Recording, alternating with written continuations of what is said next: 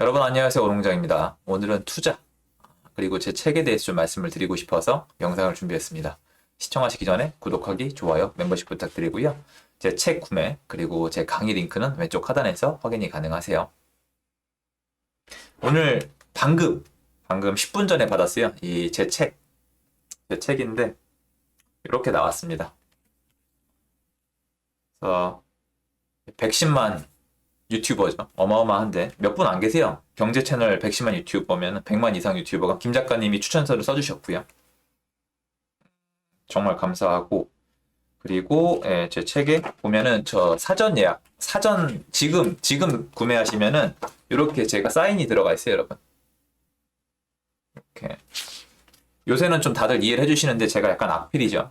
그리고 제가 옛날에 분명히 말씀드렸잖아요. 제가 공부도 못했고 학습장애도 있었다고 말씀을 드렸잖아요. 이거 분명한 저희 어머니도 아시는 사실이거든요. 근데 글씨를 잘 못 써요.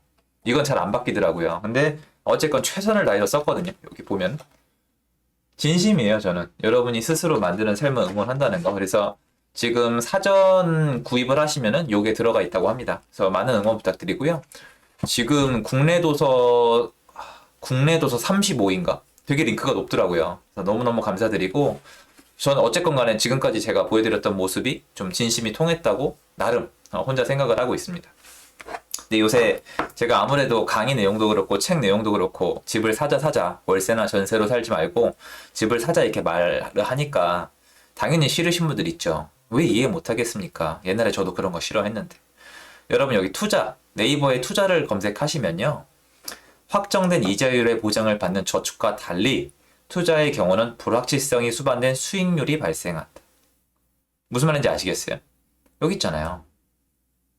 불확실성이 수반된 수익률이 발생한다.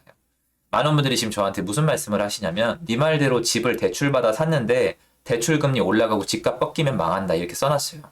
근데 여러분 여태까지 저 쭉 보시면 아시잖아요. 제가 거기다 대고 그러니까 공부하면 됩니다. 그러니까 리스크를 관리해야 됩니다. 이런 얘기 할 거라고 생각하세요? 제가 분명히 말씀을 드릴게요. 그러면 여러분 망해요. 저 그것까지 경험을 해본 사람이잖아요. 물론 제가 주변에 정말 힘드신 분들처럼 쫄딱 망해서 길바닥에 나앉은 사람은 아니에요. 고생을 많이 해본 사람도 아니에요. 뭐 어마어마한 걸 읽어낸 흑수저도 아니에요. 그래도 제가 경험해 본 거 한도 내에서 말씀드려요. 안 그러면 정말 많거든요. 투자는 무서워요. 부들부들 떨리고 잠도 안 오고 내가 이 짓거리를 꼭 해야 되나라는 생각이 들어요. 그게 투자예요.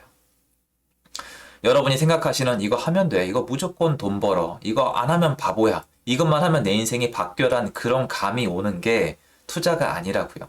그런 감이 오는 건 모든 사람이 뛰어들어요. 수익률도 적고 투기성, 옛날에 튤립 사태처럼 번질 가능성이 높아요. 근데 부동산은 그렇지 않다는 걸 저는 설명드리기 위해서 정말 많은 영상들을 제작해 왔어요. 그래서 예, 맞아요. 제 영상을 빌어서 다시 한번 말씀을 드릴게요. 주식이든 부동산이든 잘못 투자하면 망합니다. 특히 부동산은 내려가면 팔리지도 않아서 한번 묶이면 정말 생고생해요. 정말 맘고생이 말도 못하실 정도로 심할 거예요. 그런데 제가 말씀을 드리죠. 대부분의 그런 말씀을 하시는 분들이 너무 투기성 마인드가 심해요. 본인이 그런 줄도 모르시는 것 같은데 가만히 있다가 부동산이 내려가면 저점에서 잡아야지. 지금보다 반토막 나면 잡아야지. 역사적으로 그렇게 해서 부자 된 분이 없다니까요. 찾아보세요, 여러분께서. 주변에 부동산 가만히 지켜보고 있다가 부동산을 사고 팔고 해보지도 않고 가만히 있다가 반토막 나면 딱 사서 가만히 있다 다시 오르면 팔고. 없어요.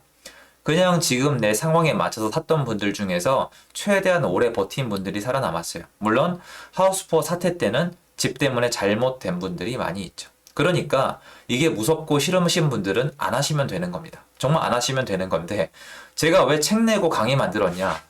아니 그 임대차 시장이 멀쩡할 때 얘기죠, 여러분. 임대차 시장이 2020년 7월부터 사실 그 전부터인데요. 제 눈에는 2017년도 8월부터 임대차 시장을 계속 망가져 왔어요. 전세나 월세를 제공하는 집주인을 괴롭히고 그걸 빌려 쓰시는 임차인분들에게 혜택을 계속 늘려줬는데 그게 수요 공급이 맞겠어요, 여러분? 빵을 만들어 파는 사람한테는 징벌을 가하고 빵을 사 먹는 사람에겐 혜택을 주면은 그게 나중에 수급이 맞을 거라고 생각하세요? 이건 초등학생도 생각할 수 있는 아주 간단한 문제예요, 여러분. 여러분, 불혜택을 가하면 그 일을 안 한다니까요. 지금 건설 경기가 앞으로 건설이 빨리 되겠어요? 느리게 되겠어요?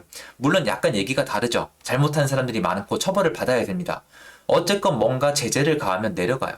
그런데 예를 들어서 이 상태에서 앞으로 분양받는 사람에겐 혜택을 주겠다? 그럼 난리가 나는 거죠. 그게 바로 로또 총약이에요. 뭐든지 혜택을 주면 사람이 늘어나고 제재를 가하면 내려가요. 그런데 지금 전세나 월세는 앞으로 계속 한동안 법이 바뀌지 않는 이상은 제공하는 사람은 줄 거고 원하는 사람은 늘 거예요. 원하는 사람이 늘어야 될 이유가 하나 더 있어요. 지금까지 너무 많이 올랐잖아요. 이미 많이 올랐으면 집을 사기 싫단 말이에요. 그런데 전월세 시장은 앞으로 더욱더 불안정해질 거예요. 이미 월세 시장은 아마 수도권 아파트 역사상 지금 가장 불안정할 거예요. 아주 진짜 개판입니다. 전 그렇게 생각해요. 서울 월세 시장은 그냥 망가졌다고 보시는 게 빨라요. 이런 시장이 전세로 번지면 전세조차도 더 이상 초이스가 아닌 거예요. 그리고 제 영상 보시는 분들 중에 높은 전세가에 이미 압박감을 느끼시거나 높은 전세가에 쫓겨나 보신 분들은 이미 알아요. 전세를 믿고 있으면 안 된다는 걸. 그분들이 이미 서울에 있던 전세금으로 경기도에 집을 많이 사셨어요. 그게 이미 1, 2년 전, 2년 이내 많이 일어났던 일이에요. 그러니까 지금 상황 판단을 하셔야 되는 게 전세로 살지, 월세로 살지, 전세로 살지, 매매로 살지 선택을 하셔야 되는데 여전히 많은 분들이 저한테 집 사면 대박 날 걸 아직도 꿈꾸냐고 물어보시는데 그게 아니라니까요. 다주택자는 지금 제가 아무리 얘기해봤자 수도권에 집을 잘 못 사요. 취득세 12.4%, 종부세 때려맞고 양도세 내고 나면은 자선사업 하는 게 되거든요. 그렇게 아무도 안 하죠. 하지만 지금 세입자이시거나 아니면 처음으로 주택계획을 세우시는 분들에게는 저는 그 얘기를 해드리고 싶은 거예요. 지금은 집을 전세나 월세로 계약할 때가 아니라 매매로 사야 될 때라고. 왜? 월세가 제일 나쁘고 전세가 그 다음으로 나쁘고 매매는 그래도 평탄은 갈 거라고 생각을 하거든요. 또 혹시 알아요? 만약에 시장을 더 망가뜨리면 더 올라갈 수도 있습니다. 그리고 여러분 세금 내셔야 돼요.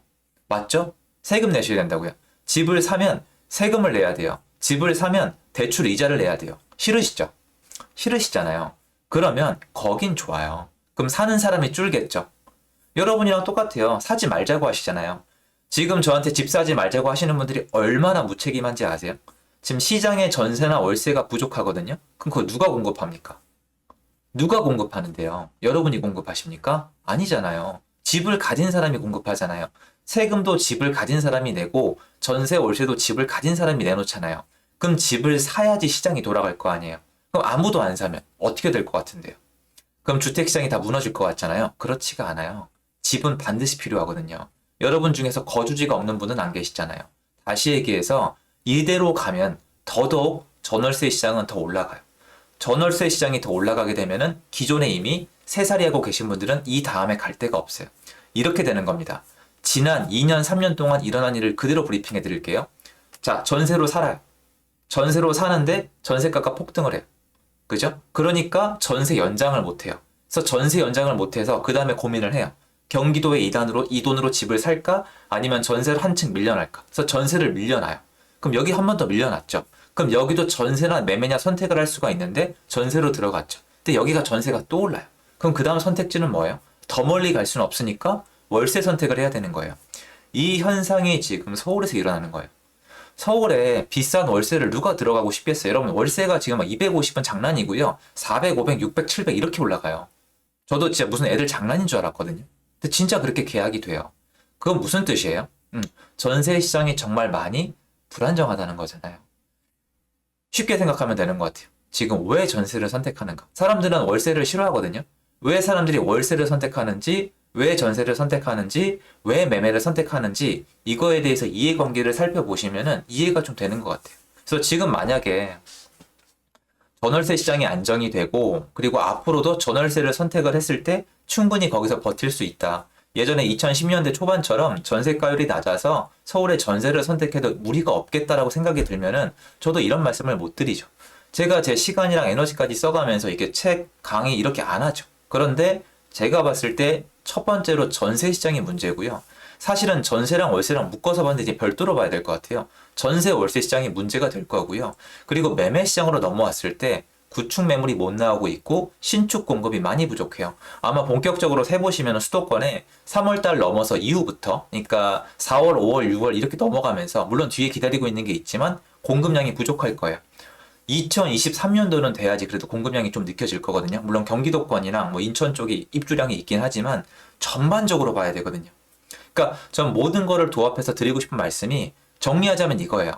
전세 월세가 더 이상 좋은 초이스가 아니니까 집을 사자. 그리고 집을 살 때 이건 선택의 영역이지만 투자이기 때문에 엄연히 재화를 사는 거잖아요. 투자이기 때문에 분명히 망할 수 있다. 이걸 모르는 사람은 없어요. 누구나 망할 수가 있어요. 그리고 투자할 때 망할 것만 생각이 든다면 안 하시면 돼요. 안 하시면 되는데 지금은 그 선택권이 되게 좋지가 않다니까 여러분. 옛날에는 내가 이거를 살지 말지 선택을 하면 됐어요. 왜? 안 사면 전세나 월세로 갔으면 되니까. 근데 사회가 자꾸 안 사고 전세로 원세로 갔을 때 전세입자랑 월세입자한테 안전을 보장을 안 해주고 있잖아요, 지금. 그러니까 제가 이 말씀을 드리는 거예요. 지금 우리는 선택 게임에 놓여 있어요, 이미. 특히 지금 이 시점에. 월세인지 전세인지 매매인지요. 근데 서로 다 묶여 돌아가거든요. 근데 제 눈엔 월세 전세 시장이 너무 불안정해 보여요. 그리고 전세 시장이 갖고 있던 대출이라는 큰 메리트를 또 뺏었죠. 그러니까 또 월세로 갔죠. 근데 월세가 또 오르고 있잖아요. 왜 오르겠어요? 공급이 부족하니까 오를 거 아니에요. 그럼 월세 다음에 또 전세죠. 전세 다음에 또 매매겠죠. 이게 지난 2년 동안 일어난 일이잖아요.